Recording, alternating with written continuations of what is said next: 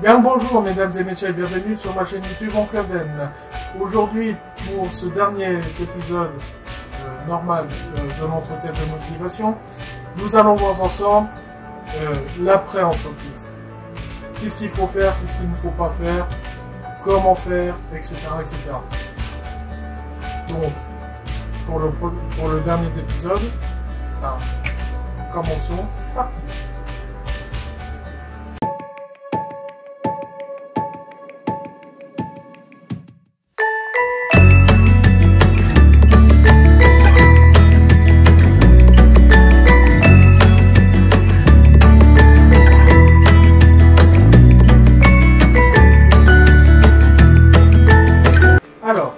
L'entretien de motivation s'est parfaitement déroulé. Je dis bien parfaitement parce qu'il faut toujours positiver. Votre entretien de motivation s'est parfaitement déroulé selon vos règles et selon votre stratégie de base. Le recruteur, si jamais vous connaissez, le recruteur va vous accompagner jusqu'à la porte d'entrée. Mais c'est comme je vous l'avais dit à la fin de l'épisode passé, c'est que vous serrez la main, pas trop fort, pas trop moite aussi, et pas trop flasque. D'après vous, pourquoi le recruteur, à part par signe de respect et puis de savoir-vivre, pourquoi il vous raccompagne jusqu'à la porte d'entrée? Et pas tout simplement, c'est pour des raisons stratégiques aussi.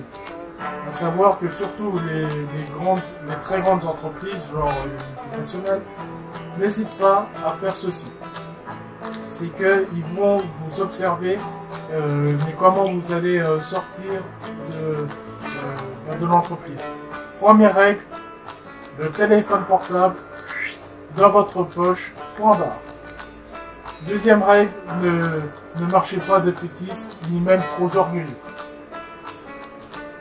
Non. Vous marchez comme si vous étiez fier, mais pas trop. Je m'explique.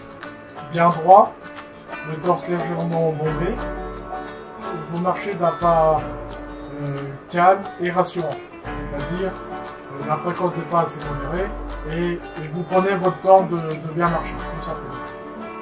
Ensuite, une fois arrivé à votre voiture, même si c'est hors de portée du recruteur, toujours pas de téléphone portable. Vous vous déshabillez tranquillement, vous vous mettez à l'aise, surtout si vous avez beaucoup de choses à faire. Vous démarrez votre voiture et vous filez. Ensuite, trouvez-vous un parking hors de portée de l'entreprise pour appeler vos proches, voire même votre conseiller du Pôle emploi. Ensuite, durant les jours qui vont suivre, il est important, je dis bien important, de faire un email de remerciement pour l'entretien de motivation. Donc, par exemple, le mot de remerciement que je vais vous citer a été fait en collaboration avec un directeur de pépinière qui avait travaillé avec un grand chasseur de tête d'une grande multinationale. Si jamais il voit cette vidéo, merci pour tout et bonne continuation à vous. Donc, par exemple, cher monsieur ou chère madame, suite à notre entretien du X date, je tiens à vous remercier du temps que vous avez bien voulu me consacrer lors de ce rendez-vous. Déjà, signe de respect. À ce sujet, je dois vous dire toute l'attention que je porte au poste que vous m'avez proposé. L'environnement de votre entreprise n'est pas éloigné de celui dans lequel j'ai pu évoluer dans le passé. Si jamais vous avez postulé à un poste qui effectivement est dans le secteur de l'automobile et que vous avez travaillé dans le secteur de l'automobile. Exemple. Je veux vous dire combien je serai honoré de pouvoir travailler au sein de votre organisation et notamment pour les raisons suivantes. Les missions que vous me proposez font partie intégrante des compétences à m'apporter. Donc cela veut dire quoi? Cela veut dire que vos missions sont parfaitement dans les cordes puisque dans les missions antérieures que j'ai peut-être fait ces missions-là. Les produits sur lesquels vous travaillez ne sont pas inconnus et m'intéressent. Donc, encore une fois, vous n'êtes pas complètement dépaysé. Donc, grosso modo, à partir de ce moment-là, Vous dites à l'entreprise, voilà, je veux travailler dans votre entreprise parce que je connais pratiquement vos méthodes de fabrication, de contrôle qualité, etc., etc. Parce que j'ai déjà travaillé dans ce type d'entreprise-là. Et que les missions que j'ai faites antérieures, dans une entreprise antérieure, et si jamais c'est les mêmes chez vous, tout bénéf pour vous, je serai parfaitement opérationnel. En recherche depuis quelques mois dans le domaine de votre métier, je veux vous redire tout l'intérêt que je porte au poste que vous me proposez. Vous pédalez certes de la semoule, mais attendez la suite. Engagé, motivé. Vous pourrez compter sur moi pour, par exemple, si jamais c'est un remplacement d'un congé maladie, la personne que j'aurai supplié soit fière de son remplaçant. Je vous prie, cher monsieur, dans l'attente de votre réponse, de recevoir mes salutations les plus respectueuses. Oncle Ben.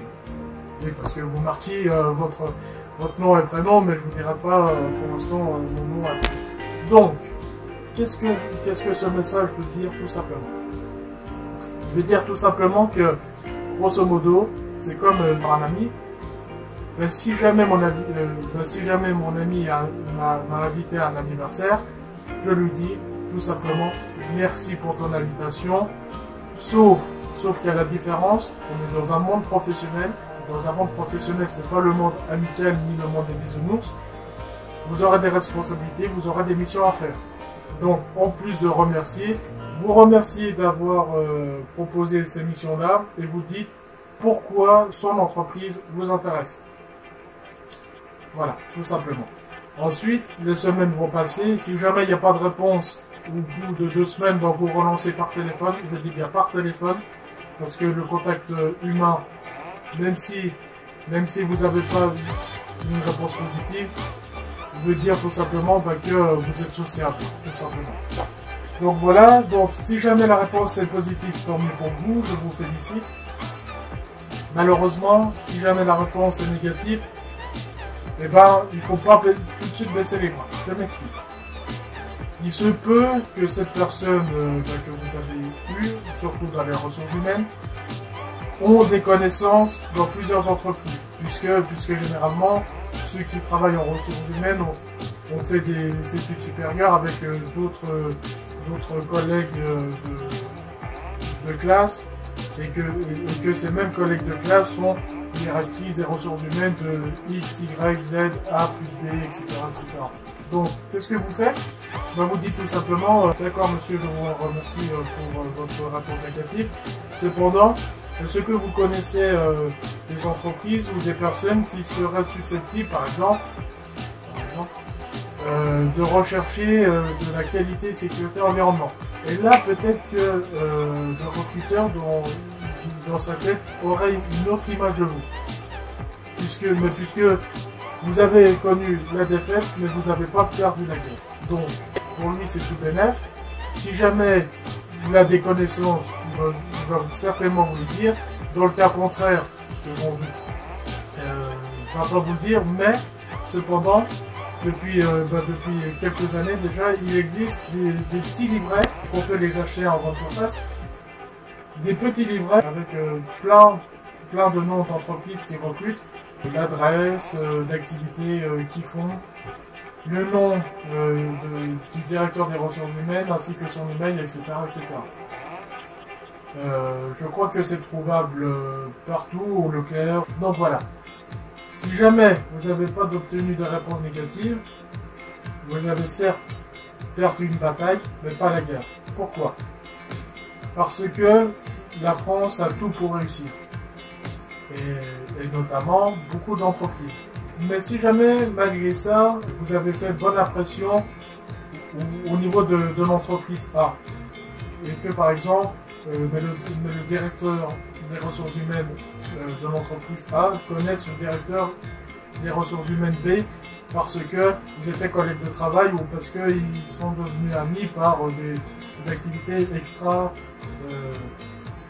entreprise, entre guillemets. Rien n'empêche au directeur de l'entreprise A de parler au directeur de l'entreprise B, peut-être sur votre cas, et de dire bon bah voilà, malgré la réponse négative qu'il a eue, il m'a quand même demandé si d'autres entreprises voulaient des qualités sécurité environnement, et que voilà, mais je me sens motivé, mais prêt à tout, mais quitte à défoncer la baraque. Et ce genre de scénario-là, mesdames et messieurs, n'est pas du tout impossible, surtout dans les très grandes entreprises. À vous de vous démarquer par rapport aux autres candidats, vous voyez. Donc, mes chers amis, en conclusion, premièrement, si vous sortez de l'entretien, gardez toujours la tête haute. Que l'entretien de motivation s'est très bien, mal ou exécrablement passé, gardez toujours la tête haute. Soyez fiers. Mais pas fiers comme un soldat russe. Non. Soyez fiers. Marchez aisément, marchez calmement et marchez fièrement. Deuxièmement, lorsque vous êtes dans votre voiture, ne pas contacter vos proches ou vos conseillers du Pôle emploi, même si vous en avez très envie. Cela peut prouver à l'entreprise à intérêt stratégique que vous pouvez divulguer des informations secrètes. Tous les moyens sont bons, encore une fois, tous les moyens sont bons pour sélectionner le candidat. Et le critère du secret professionnel en font partie, malheureusement. Donc voilà, troisième règle, au bout de 48 heures à 72 heures, généralement 72 heures parce que c'est beaucoup mieux. Faites un petit email de remerciement et démontrez pourquoi ce serait vous le meilleur candidat par rapport aux autres candidats, tout en étant humble, sincère et transparent. Quatrième règle, si jamais vous avez eu une réponse négative, ne perdez pas espoir. Il y a des centaines de milliers d'entreprises en France. Il y en aura forcément une qui vous correspondra si jamais vous êtes aussi déterminé, aussi professionnel, etc., etc., etc. Mais, n'oubliez pas une chose. La réussite, c'est vous et vous seul qui la faites. Donc voilà mes chers amis, j'espère que ce chapitre-là vous aura plu. N'hésitez pas à mettre des commentaires, il n'y a pas de souci, des pouces bleus. Visitez ma page Facebook et Twitter pour me suivre tout simplement. Pourquoi je cherche compliqué. Donc après cet entretien-là, vous aurez des épisodes bonus. Qu'est-ce que le paralangage? Comment bien se valoriser par rapport à d'autres candidats? Et surtout, comment répondre aux questions pièges que les recruteurs peuvent vous poser. Donc, je vous souhaite bonne chance, bon courage, faites de votre mieux et surtout que la réussite soit avec vous. Ciao mes amis, à très bientôt.